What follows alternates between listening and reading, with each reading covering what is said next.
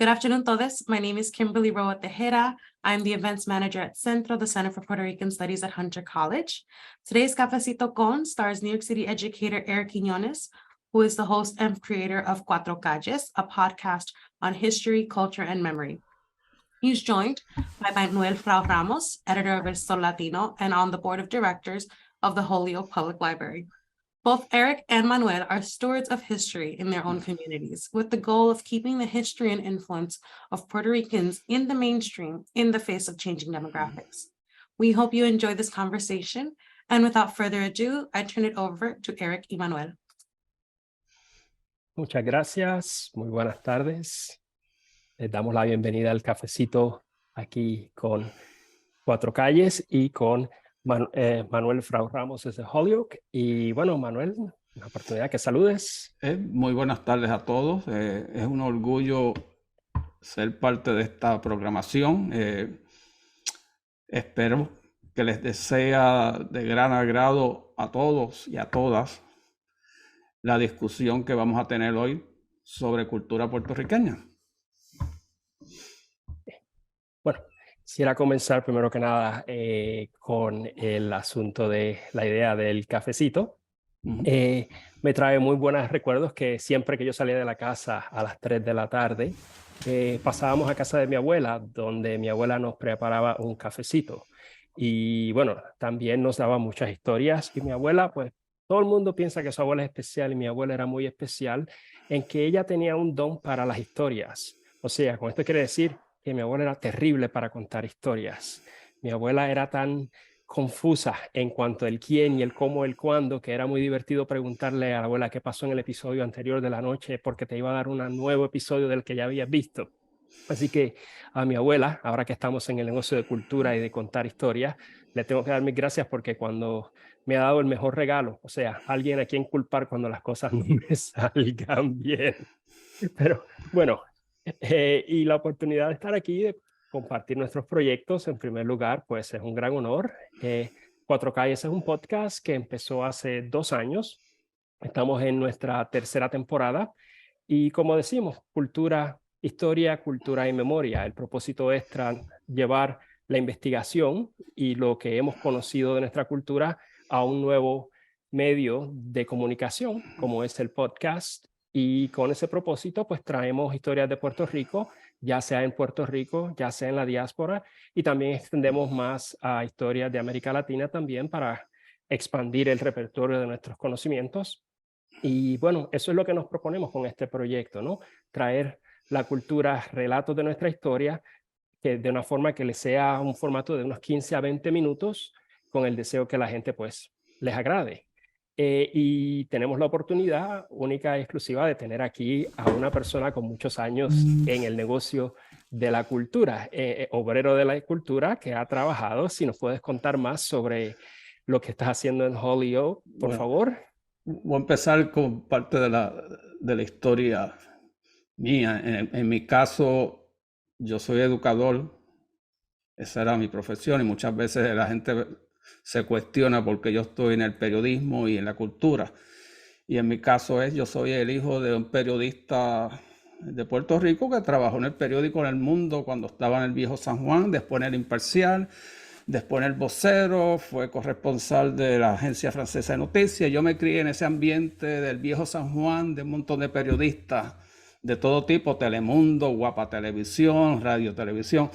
Y eso es parte de lo que yo crecí mi vida. Después, claro, cambié a economista y después de economista a educador y después de educador decidí en medio de una crisis hacer el propio periódico, El Sol Latino. Básicamente fue cuando llegó English Only en Massachusetts. Nosotros tratábamos de promover el issue de educación bilingüe y la prensa básicamente no nos hizo caso. Y de ahí salió el Sol Latino, perdón. Y después de esa crisis viene otra más. Me invitan a ser parte de la Biblioteca Pública de Holyoke y yo llego cuando la Biblioteca Pública de Holyoke se va a expandir y renovar.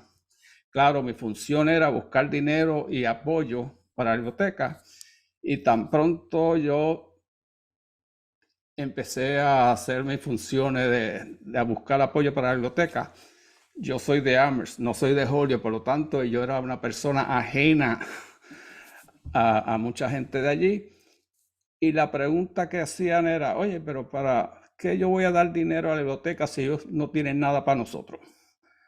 ¿Y qué es eso? Y bueno, ustedes no hacen nada, no hay ninguna programación, no hay libros, no hay ninguna actividad. Y de ahí sale la idea de crear en el 2012 el Puerto Rico Cultural Project. Yo invité a una serie de amigos míos, Lucila Santana, que para aquel entonces era del Pueblo Latino, la directora de la biblioteca María Pagán, estaba Gadiel Rosario, que es el que hace muchos de los pósters de los conciertos, y William Cumpiano del Proyecto del 4. Y de ahí sacamos una serie de eventos, entre ellos una serie de oradores para la biblioteca, hicimos un festival de cine, de carteles de Divecco. Y en ese proceso, a través de los años, se acerca Natalia Muñoz, que era directora de noticias de Holyoke Public Media, y me dice, bueno, pero si tú estás haciendo esto en la biblioteca y en el periódico, ¿por qué no lo haces en un podcast? Que llegas a una población mucho más grande. Y ahí sale el podcast, el Sol Latino Podcast 413. Y por lo tanto, muchas de las cosas del Puerto Rico Cultural Project y del Sol Latino siguen y se incorporan al podcast que reúne toda esa historia que hay. Y básicamente el enfoque del podcast es educación, es economía, política y cultura. Y es una combinación de todo eso, porque yo creo que parte de la cultura une a todos esos elementos que mencioné anteriormente. Sin uno no puedo hablar del otro. Cultura y política van cogido de mano en el caso de los puertorriqueños, igual que educación, igual que política, igual que de economía. Y eso fue en el 2020, enero del 2020 empezamos el podcast. Y ha pasado mucha gente por ahí, incluyendo casi todos mis ex colegas de la Universidad de Massachusetts, empezando por Sonia Nieto, Edwin Meléndez, Harry Franchi, Charles Benatol, y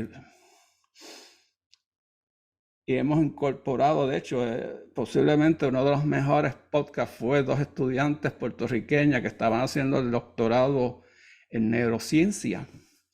Y el tema después que hicimos era que si era verdad que el amor era ciego. Y desde el punto de vista biológico, ellas nos explicaron cómo el amor es ciego, cómo el cerebro funciona cuando tú te enamoras ciegamente de alguien. Y gracias a Dios las dos se graduaron y están trabajando en neurociencia. Gracias por esa observación. Una de las cosas que de mi experiencia en Cuatro Calles es que la prensa y el podcast, bueno, van de la mano. Mucha de la información y muchas de las fuentes que sirven para nutrir estas historias vienen de los años que hemos pasado frente a una máquina de microficha en el Centro de Estudios Puertorriqueños, leyendo el buscapié, leyendo las distintas presas del siglo XIX, que nos ofrecen una ventana a lo que era la vida, ¿no?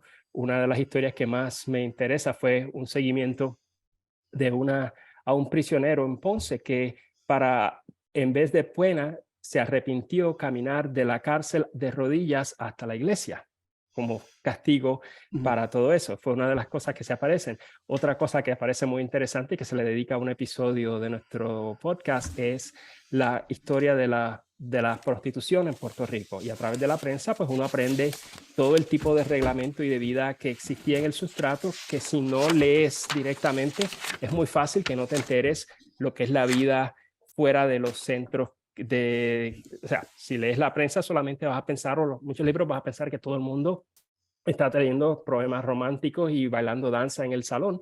Pero mientras tanto, en la cultura del pueblo y de la calle, pues la prensa, cuando está dispuesta a eso, pues recoge muchísimos ingredientes que nos dan información. Entonces de ahí sacamos tanto para ver cómo era la vida de las prostitutas en el Caribe. E incluso aprendimos el dato que las prostitutas en Cuba tuvieron su propio periódico en los años 1880, lo cual fue un movimiento muy de avanzada.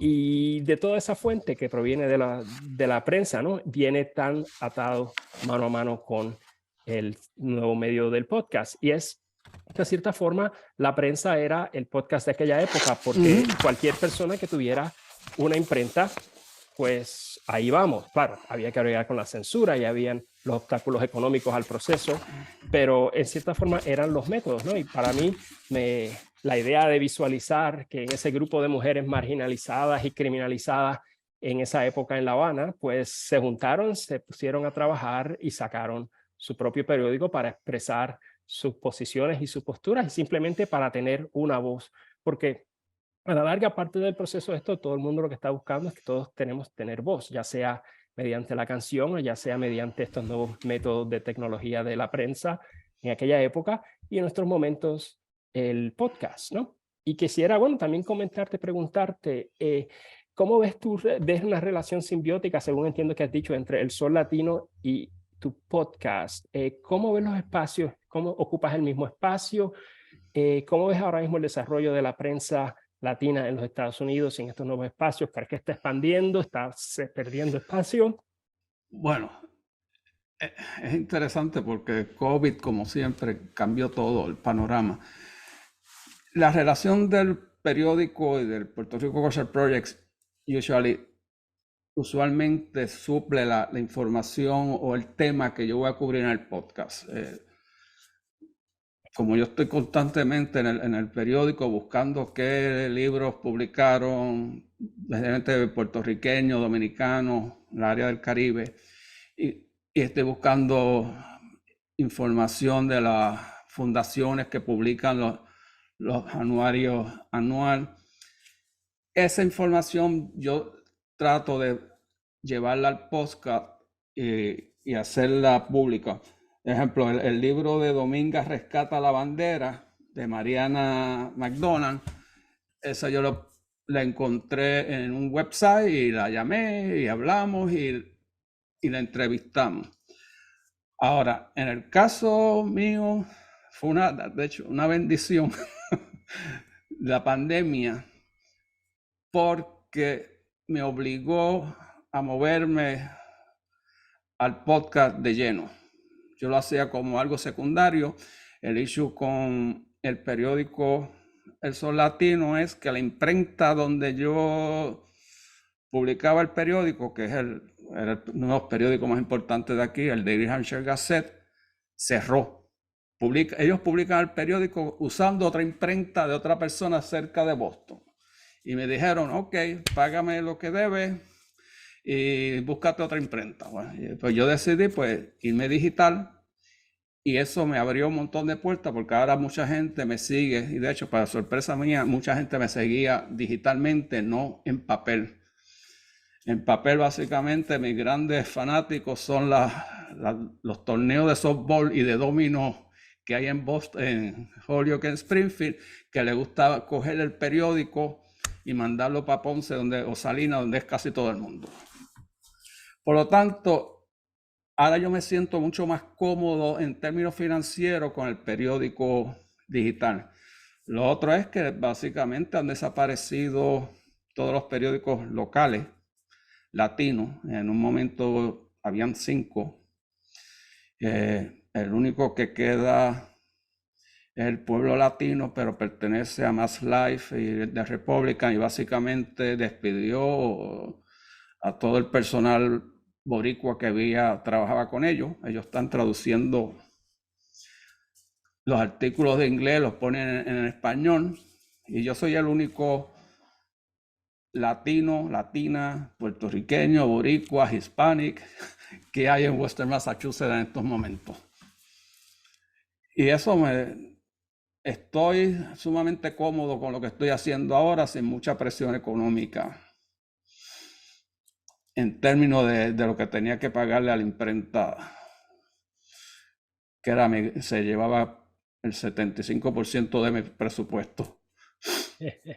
Sí, es interesante que menciones el asunto de la empresa, porque una de las ventajas que ofrecen los nuevos medios de comunicación es acceso donde antes se dificultaba, ¿no? Como antes la prensa, como a principios del siglo XX la radio, que en sus principios, pues, cada persona que pudiera tener su transmisor, pues, podría tener su propia estación antes de la regularización. Pero en estos momentos, en nuestro género, el del podcast, que está en sus comienzos, uno de los peligros que empezamos a ver es que los conglomerados están empezando a ocupar el espacio donde antes era pequeños podcasts como el tuyo y el mío, donde frecuentemente hay que entonces adaptarse a quizá un panorama que cambie, distinto.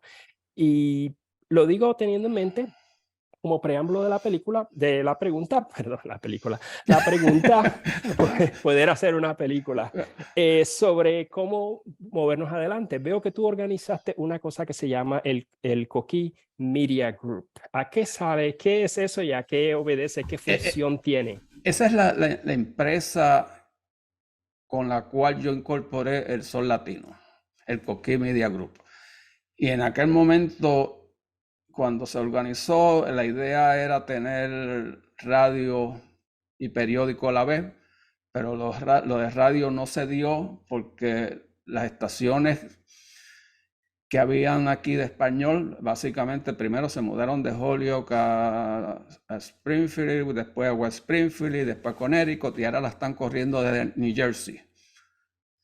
Y por lo tanto, de hecho, en un momento fue interesante porque nos reunimos con los gerentes de esa estación de radio, y en aquel momento estaba Lucila Santana con el Pueblo Latino, yo estaba con el Sol Latino, Natalia Muñoz tenía la prensa del oeste de Massachusetts, había otra señora que tenía una revista Elite,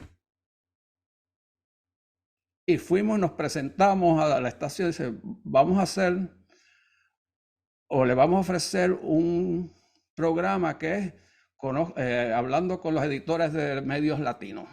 Bueno, la cosa fue que nos pidieron $2,000 por el espacio de media hora. Y dijo, pero si te estamos trayendo los 4 editores o 5, había otra persona más, de medios de comunicación puertorriqueños, todo, para tu estación de radio. Yo esperaba que nos abrazaran y no nos abrazaron, nos querían cobrar por nosotros hablar y decidimos tumbar el proyecto.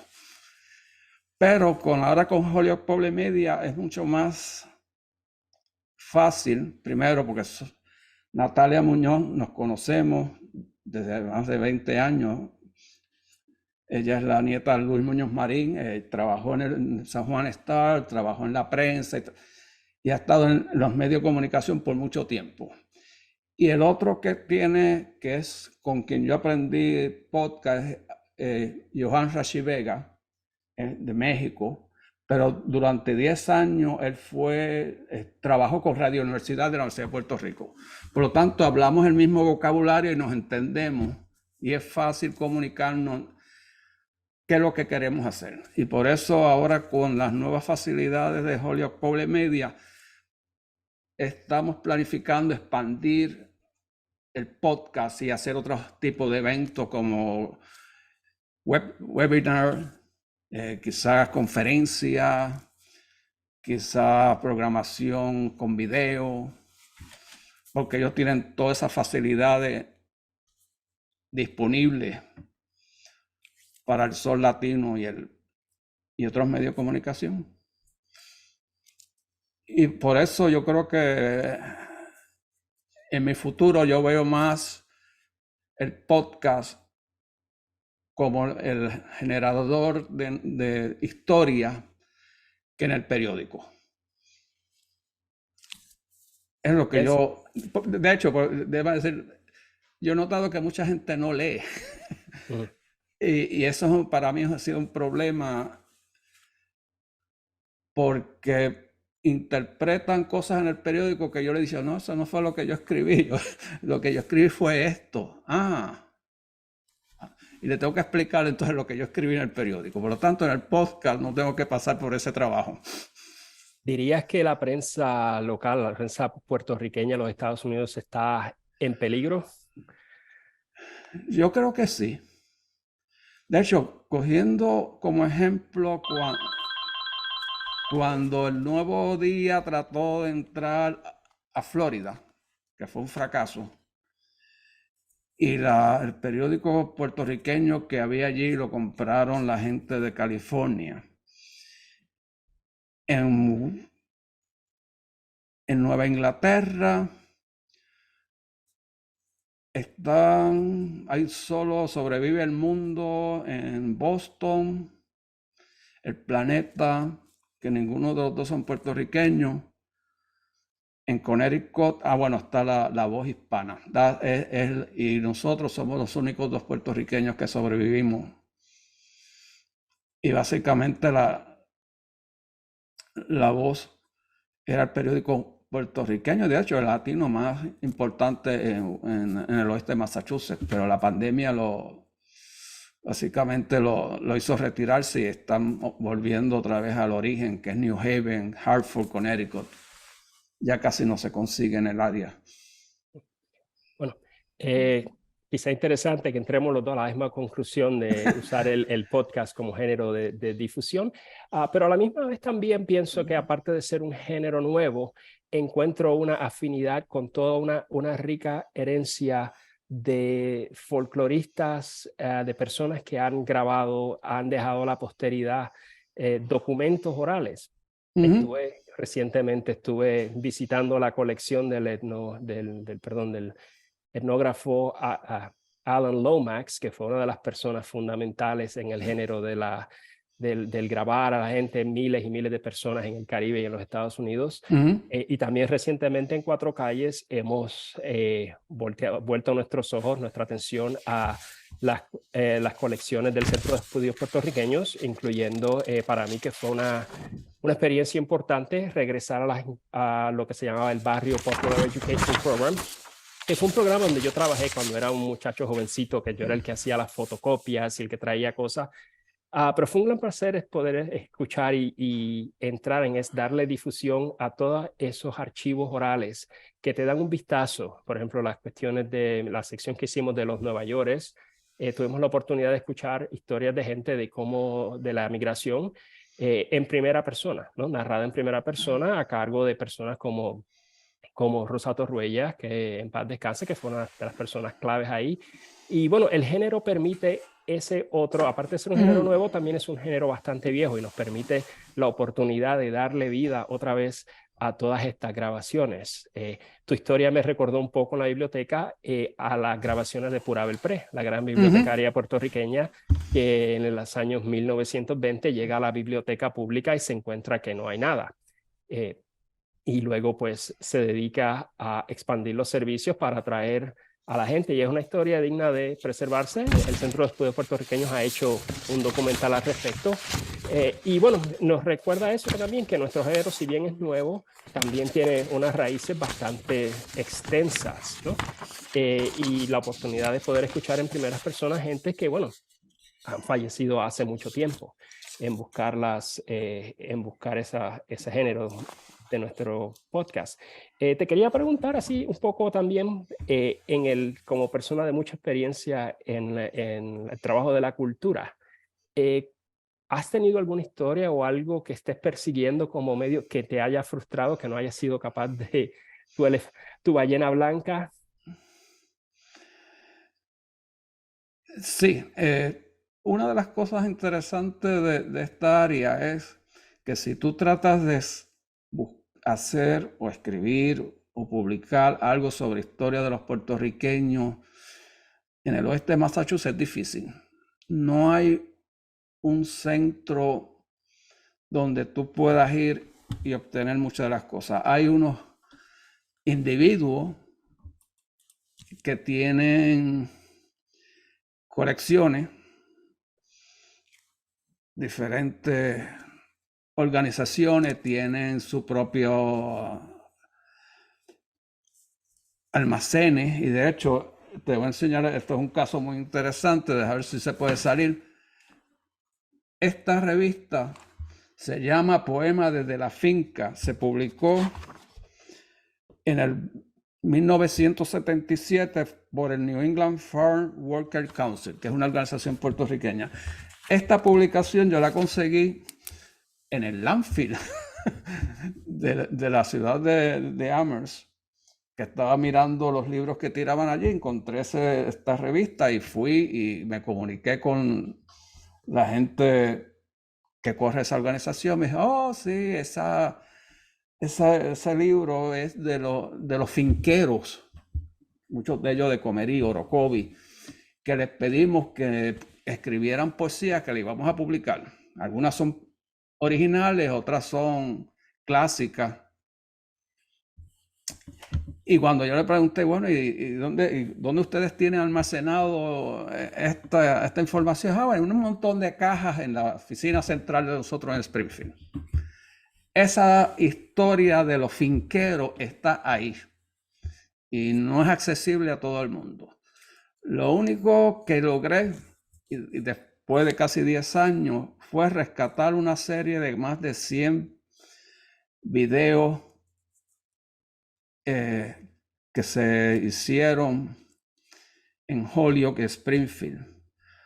Los tenía la Hispanic, o sea, el Festival de la Familia Hispana de Massachusetts, Inc. Eran en formato beta. Y otros de una organización que hizo varios, posiblemente como 2 o 3 años de video de entrevistas. Entre ellos estaba Sandra Cisneros, que vino al área y yo no sabía de eso. Cuando empezamos a buscar qué era lo que había en esos videos, y César Chávez estuvo por aquí también.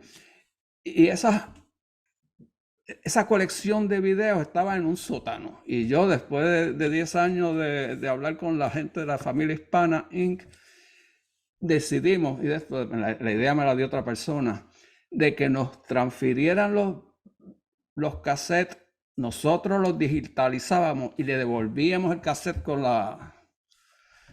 una copia digital de eso. Y en eso estamos. Pero decidieron que nos quedáramos con los videos. Y hay unas colecciones de los festivales de la Familia Hispana Inc., que entre ellos Willy Colón estuvo aquí, y una serie de artistas incluye, pero lo que más nos sorprendió fue encontrar unas entrevistas con Sandra Cisneros y César Chávez. Y esa información está en la biblioteca y todavía no ha salido públicamente. Estamos en el proceso de digitalizar eso, más de 100 y pico de videos. Y además, como siempre, hay unos issues de a quién pertenece la propiedad esa. En algunos casos era fácil porque era de la Familia Hispana Inc. En otros casos era de una organización que ya no existe. Y claro, los abogados, como siempre, empezamos, ¿quién tiene el copyright de eso? Ustedes pueden hacer eso, no lo pueden hacer. Y estamos en eso. Bueno, es frustrante, pero yo no soy abogado, por lo tanto me callo la boca y espero pacientemente que ellos se pongan de acuerdo. Gracias. Y para cerrar la conversación, uno de los puntos que he estado trabajando que no he logrado convertir en historia es encontrarme, hablando de encuentros, me encontré un anuncio de Francisco, del gran pintor puertorriqueño Francisco Oller, un anuncio en la prensa en los años 1890, en los cuales el pobre hombre, aparte de ser persona de tanto prestigio, estaba anunciando sus servicios particulares porque el gran pintor no tenía mucho dinero.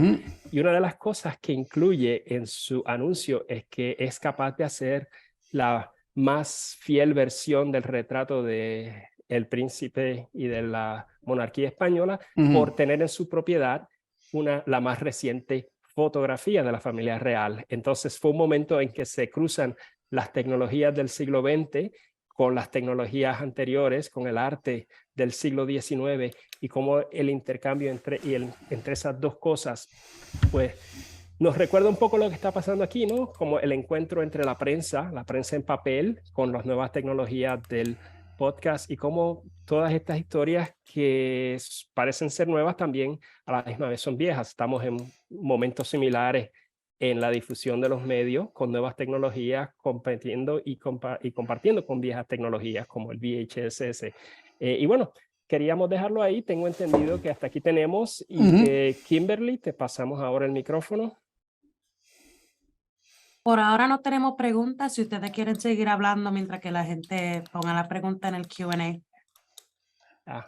Bueno, quizá no anunciamos, debimos haber anunciado que si tenían alguna pregunta que quisieran hacernos, pues sí, lo pueden incluir en el Q&A para ver si podemos expandir en su...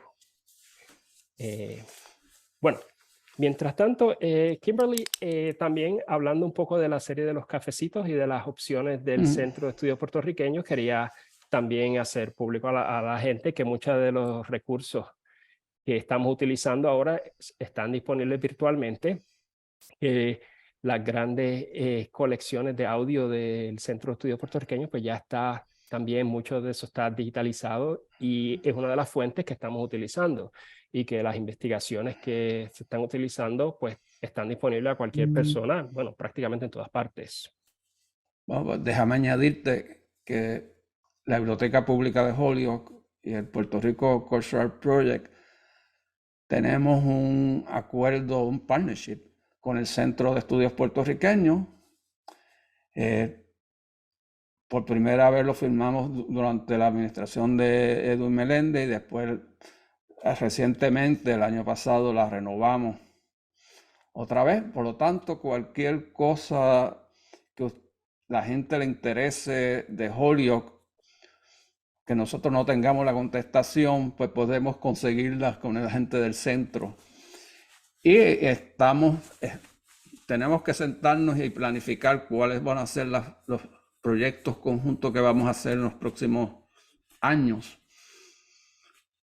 Porque yo creo que es una relación muy buena del centro con el nuevo centro puertorriqueño, la capital puertorriqueña en los Estados Unidos, donde más puertorriqueños viven por millas cuadradas y tenemos el primer alcalde puertorriqueño en Massachusetts. Qué bien. Tenemos una pregunta desde Alvilda Sofía para el doctor Frau. ¿Hace usted todo eso, es el trabajo de investigación gratuitamente? Sí, Alvilda es una vieja amiga mía, pintora, artista genial de Guayama. Sí, lo hago gratuitamente. Yo no recibo salario de las investigaciones que hago. Por lo tanto, algunas veces tardo en hacer las cosas porque tengo que balancear el ingreso del periódico para poder financiar las investigaciones que yo hago. Te contesté, Alvilda. Veo que alguien preguntó en el chat que cómo hacemos para promocionar los podcasts y bueno, ahí diré que aquí es un asunto muy diferente, es tener el contenido del podcast y otro asunto es promocionar el mismo. Cuando me lancé, al igual que ustedes en enero del 2020, lo primero que hice fue abrir el círculo y pedir a box de amistades que los regaran. Luego utilizando los formatos digitales de personal. Facebook ha sido una de las cosas y aquí también se sale la generación, ¿no? También expuso que yo, muy poco conocimiento de lo que son las redes sociales, de cómo usar Instagram y todo eso, que para mí eso es un mundo oscuro y tenebroso del cual nunca he aprendido nada, que es algo que tendré que aprender más allá de lo que uno sabe, pero es un gran asunto de cómo difundirla. Una vez uno lo pone en el internet, pues por otro lado tiene la alegría de saber que no sé cómo ni en qué momento alguien en Kuwait ha decidido escuchar tu podcast o unos grupos de personas te escuchan en Alemania, ¿no? Y bueno, sospecho que son sistemas educativos, pero la promoción para mí es como algo mágico, ¿no? Yo no entiendo lo que estoy haciendo, funciona, pero no sé por qué. ¿Cómo se sienta alguien en Egipto y escucha y decide, vamos a escuchar lo que dice Cuatro Calles? No, ni idea cómo pudo haber sucedido eso, pero sin embargo, pues ahí eso es el panorama nuevo de las redes digitales que tienen un acceso enorme.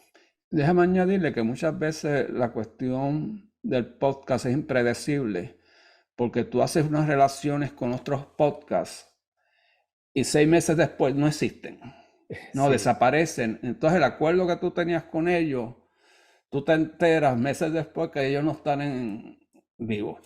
Y hay unos cuantos podcasts puertorriqueños que ya han desaparecido. El del Chicago del Barrio fue uno de los primeros podcasts que yo seguí.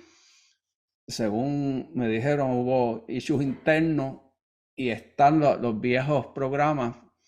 Y en Puerto Rico, en un momento, había un boom hasta de iglesias cristianas con podcasts. Y uno va ahora a muchos de ellos y ya no existe. Y por lo tanto, es una cuestión sumamente problemática porque es impredecible los acuerdos que tú haces con uno u otro grupo, si funciona o no funciona a largo plazo. Sí. A eso Sorry, Eric, tenemos otra pregunta. ¿Cuál es la relación con las otras diásporas puertorriqueñas, particularmente con las nuevas? ¿Cómo imaginan apoyar el nacimiento de nuevos medios de comunicación en esos espacios? Y esto es de Ángel Antonio. Wow, es una pregunta interesantísima porque es una pregunta a la cual no puedo ver la respuesta. Es como estamos andando y cada vez queremos un poquito más allá y un poquito más allá y un poquito más allá. Creo que no estamos en el momento en que podemos vislumbrar todas las posibilidades de entender la capacidad de estas cosas. Parte de la respuesta, y es solamente una respuesta parcial, porque digo que es algo que es lo maravilloso de estar viviendo en este tiempo, es que algo que se nos está revelando a nuestros ojos, es que establecemos contactos virtualmente y que uno de los beneficios extraños también de la pandemia fue la magia del Zoom. Y ahora se han creado nuevas comunidades digitales y creo que ese es el espacio en el cual podremos comunicarnos. Me encantaría la idea de poder conocer estas diásporas, por ejemplo, la gran comunidad puertorriqueña en Orlando, y poder sentarme y hablar y todo, y quizás se nos dé la posibilidad. Pero estos espacios son generacionales también. Yo trabajo con gente joven, yo soy maestro de adolescentes y uno de los placeres es que verlos cuando descubren sus identidades. Y parte de las nuevas diásporas es que estas diásporas nosotros pues nos hemos multiplicado y mezclado y hay una nueva generación que está descubriendo qué es ser, qué significa eso de la isla de Puerto Rico, qué significa eso de Borinquen y le están dando sus nuevos tonos y sus nuevos enfoques que a veces, en mi opinión, ya se me demuestra un poquito la edad que no reconozco el lenguaje. A veces expresan en maneras que no me son conocidas. La música urbana me gusta, pero muchísima lo que es el género, a veces muchísimas cosas de pues la verdad prefiero ponme al Gran Combo, por favor, porque soy de cierta edad. Pero es interesante para mí, por eso te digo que es descubrir esas cosas más allá de lo que hemos visto. Es una respuesta que se está revelando por capítulos, no hay una respuesta total. De mi parte, te puedo decir que nosotros hemos establecido una relación no permanente, pero sí esporádicamente con Orlando. Hay unos periodistas allí jubilados que nosotros entrevistamos en el podcast. Elena Padilla, la entrevistamos porque ella escribió un libro sobre lo de María. Y con Coto en Puerto Rico, que es parte del grupo que escribió el libro con Federico Subelvi Vélez. Y hemos estado hablando de hacer un tipo de cadena norte-sur o sur-norte, utilizando podcast como medio de comunicación porque es más fácil para todos, desde nosotros aquí en Amherst, Holyoke, hasta parando en Orlando y después en Puerto Rico. Claro, con Eric ahora en Nueva York, podríamos revivir este concepto de cómo hacer una cadena. Y yo tengo amistades en Chicago, por lo tanto sería fácil extenderme para allí. Fuera de eso, Texas, tengo muy poca comunicación con ellos, o California o Hawái. Pues eso es uno de los proyectos también que me encantaría, y ya que es bueno que este encuentro pues provea el foro para establecer eso. Si alguien ahí que nos escucha tiene un podcast que le interese difundir y cooperar, bueno, me pueden conseguir equinones@cuatrocalles.com. ¿Y cómo te consiguen a ti? Vía manuelfrau@gmail.com es la forma más fácil. Eric, Manuel, unfortunately, we have to end it here. Yep, no problem. But thank you so much for both of you for coming and giving us your energy and attention. This was a fantastic conversation. And if you can put your emails in the chat so people can copy and paste it and we can continue the conversation after into the Zoom chat. And for now, I'm putting in a link for our upcoming events at Centro. I invite you all to stay tuned for everything that's coming up, both in the month of May and in the month of June. And Manuel, Eric, thank you again. Oh, thank you. Muchas gracias, Kimberly, y gracias a todo el equipo del centro. See you soon.